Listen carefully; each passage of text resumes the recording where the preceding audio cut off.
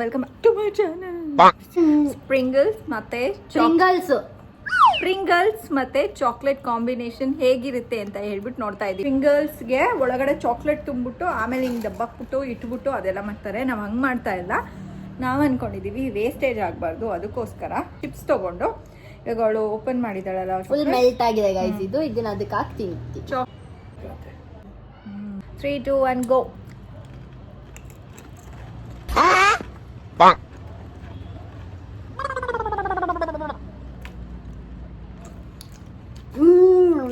ಏನಿಲ್ಲ, ಅದಕ್ಕೆ ಯಾವ ರುಚಿನೂ ಸಿಗಲ್ಲ.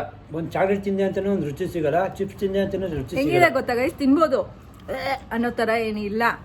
ಕೆಟ್ಟದಾಗಿಲ್ಲ, ಬಟ್ ಯಾವ್ದನ್ನ ಚಿಪ್ಸ್ ತಿಂತಾ ಇದೀನಿ ಅನ್ಸಲ್ಲ, ಈ ಕಡೆ ಚಾಕ್ಲೇಟ್ ತಿಂತಾ ಇದೀನಿ ಅಂತಾನೂ ಅನ್ಸಲ್ಲ.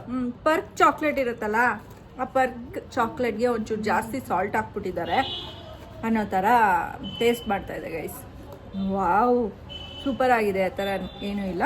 ಇದನ್ನು ಸಪ್ರೇಟ್ ಹಾಕ್ತೀನಿ, ಈ ಚಾಕ್ಲೇಟ್ ಇದನ್ನು ಸಪ್ರೇಟ್ ಹಾಕ್ತೀನಿ.